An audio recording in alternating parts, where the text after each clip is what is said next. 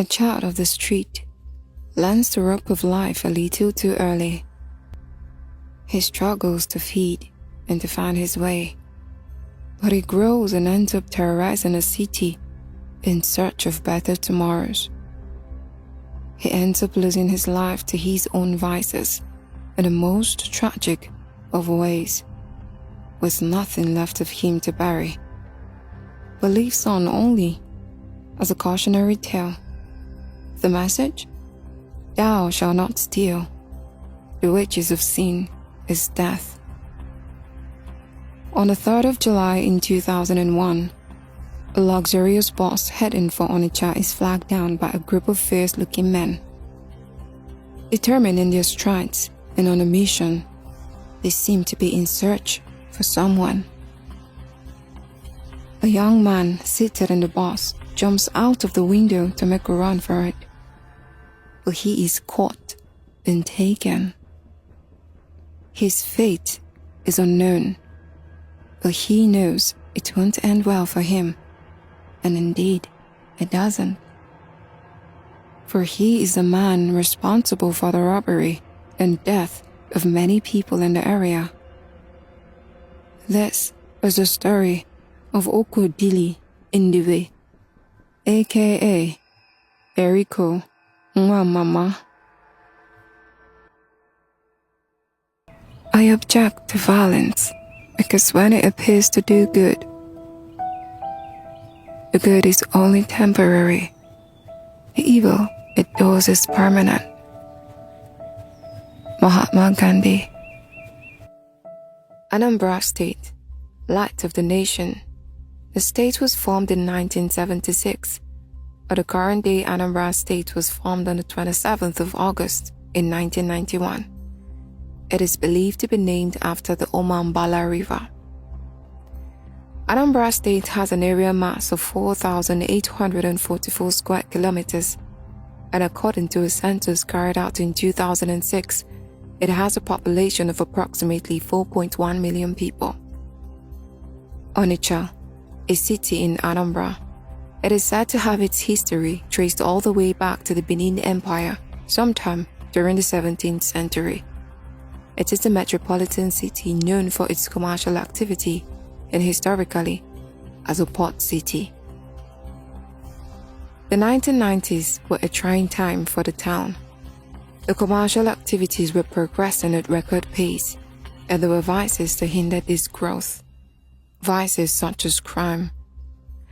Governor Chinguke Mbadunuju, the first elected governor of Anambra State and also the sitting governor at the time, with his tenure running from 1999 to 2003.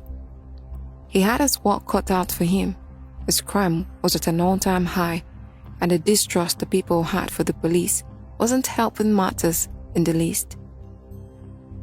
No one was spared from the crime wave. Traders, artisans, and residents were all victims, and it wasn't long before the people began to cry out for a solution. Things couldn't go on like this, they said.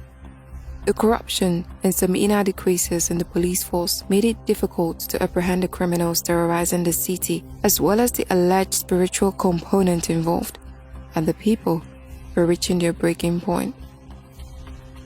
The Obi of Onitsha at the time, His Royal Highness Obi Ofala Okabue, assembled the youth of Onitsha in an attempt to find a lasting solution to the rising crime. They were even willing to offer some kind of settlement for peace, and in attendance were some of the city's most notorious armed robbers. Chiejina, one of the most violent criminals in Nigeria's history. He was notorious for his inhumane acts such as forced incest, that is, forcing a father to have sexual relations with his daughter at gunpoint, and also the alleged murder of a 4-month-old baby that was flung from a 3-story building due to the parents' inability to comply with his demands. He could be described as a man that was ruthless, debased, and morally perverted, and during the meeting, he refused to back down and was said to have gotten violent, vowing to continue his rampage. He was a man truly arrogant in his ways. Dili Ndiwe, aka Derico, was a child of the streets that hailed from Anambra, Aguleri area. Growing up was hard, and eventually he found a way to make a living, but it was at the expense of others. He started out as a pickpocket and soon grew into a hardened criminal, notorious for robbing bosses and barely leaving any surviving witnesses behind. He had a habit of operating in Onitsha, terrorizing the people, while he resided in Abuja, the nation's capital. Derico was present at the meeting as well. Following Chiejina's refusal to comply with the demands of the people of Onitsha, the people decided to fight fire with fire and turned to Derico for assistance, but little progress was made. However, shortly after, the people, the police, and with some assistance from Derico, were alleged to have raided Chiejina's hideout. He wasn't present, but his gang was, and the police arrested every single one of them. Chiejina was said to be outraged and felt betrayed or toppled, and went after Derico.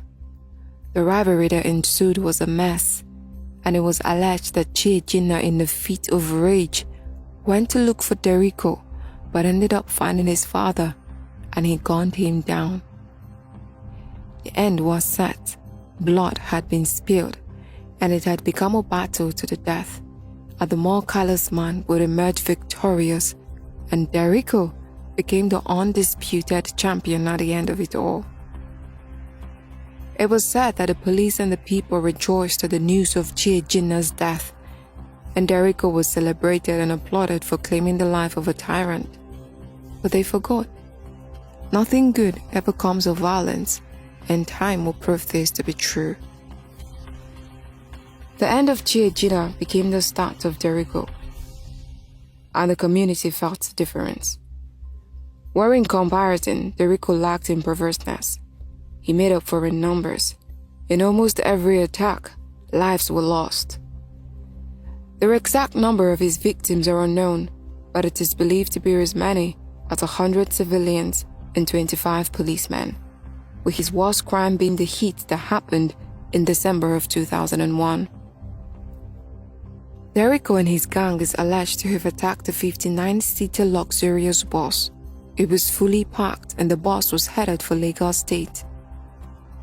After the robbery, he and his gang killed everyone on board, except 4 people who were lucky to have barely survived. His rampage didn't go unnoticed by the transitional president, President Olusegun Obasanjo. Governor Chinwuke was under a lot of pressure from him to bring an end to Derico's reign of terror and security stability to his state. The governor was left with no choice but to take matters into his hands and look for a solution to resolve the rapid rise in crime, to find a solution that will bring peace back to the land and also remain within the confines of the law. Well, kind of. This led to the invitation of the AVS, aka the Abia Vigilante Services, aka the Bakassi Boys. The creation of the Bakassi Boys can be traced back to Aba in 1998, another industrial city in the southeastern part of Nigeria. The town was gripped and crippled by a rapid rise in crime at the time, and just like the people of Onitsha, they were tired of the intimidation, insecurity, and lawlessness. Basically, they were tired of being tired. It is alleged that in October of 1999, some armed robbers killed a pregnant woman during one of their operations. It was the straw that broke the camel's back. The people had had it. The market traders mobilized people to hunt down the culprits responsible, and after 3 long days of violence and tussle between the traders and the alleged criminals, a conclusion was finally reached, and the traders emerged victorious. This planted an idea. The Market Traders Association decided to organize a vigilante group that would defend them from the tyranny of criminal activities in the area. Those led to the birth of the Bakassi Boys. Derico had become a thorn one that needed to be removed one way or another. The traitors weren't having him, and neither were the politicians. The Anambra division of the Nigerian police set up Operation Derico, but were unsuccessful in their attempts. Then came the Bakassi Boys, armed with weapons and fortified with charms. They began to hunt, to look, to search for Derico. On the 3rd of July of 2001, Derico was commuting from Agbo to Onitsha. Somewhere along the way, the Bakassi Boys stopped the bus on the Onitsha axis of the bridgehead. Derico was reported to have jumped from the window in an attempt to escape, but it was futile and he was captured. The news of Derico's capture spread like wildfire, and the community jubilated. On the 9th of July of 2001, 6 days after Derico was captured, amidst the chants of war songs and heroic displays, the legendary Derico was brought forth. His body had cuts and wounds, old and fresh. He was in pain, and it was obvious. A microphone was handed over to him, as supposed to say his final words if he had any, but he began to plead for his life. My name is Odi, aka Derico, aka Nwamama. I appeal to you, the people of Anambra State, please, don't kill me. I am not evil. It was when I killed Chietina that people thought I am a strong guy, you know. I trust the Bakassi Boys. They are strong. Please, mercy for me. Nobody can identify me as having robbed him. People just believe that I'm a strong guy. He said a handful of words, but none was helpful in securing his life. In a flash, one of the Bakassi Boys swung a sharp cutlass, severing Derico's head from his body. The sight can only be described as grotesque. The severed head rolled and the crowd watched as his body convulsed before collapsing to the ground. I suppose his dramatic execution was a message. Armed robbery will not be tolerated, but it truly is a terrible way to die. The crowd jubilated, and his remains were further chopped up before being set ablaze. Derico was 22 years old at the time of his death, and he died so miserably that even in death wasn't laid to rest in accordance to any religious or cultural law. Derico's case brought to light some underlying issues. First of all, the brutality of the Bakassi Boys cannot be ignored. Playing judge, jury, and executioner is hardly ever right. It will never be sustainable. Monsters are created by circumstances, hardly are they ever born. And if Derico was one and was killed so horribly, who are the Bakassi Boys? What do they stand for? Will their allegiance to society change?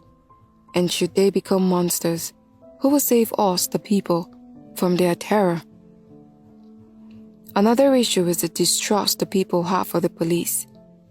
In an editorial released by Daily Champion on the 8th of July of 2001, the power tussle between the Bakassi Boys and the police had been quite turbulent following the capture of Derico. The police had demanded that he be released to them for further interrogation and to be given a trial in accordance to the law. They were denied this request, and this didn't help their relationship in the least. Eventually, the Bakassi Boys were declared wanted by the police, making it a huge mess. The function of the police should be to serve and to protect, to make communities safer. And the end goals of the vigilantes should be the same, to make their communities safer. Taking laws into their hands and outrightly taking the life of another human being should not be condoned. Share your thoughts and comments with us in the comment section below. We pray for all those who were victims of Derico's actions and those whose lives were affected in one way or another because of him. We pray for their families. Thanks for watching. For more content like this, hit the subscribe button and the notification bell. Remember, stay safe and stay blessed. Thank you.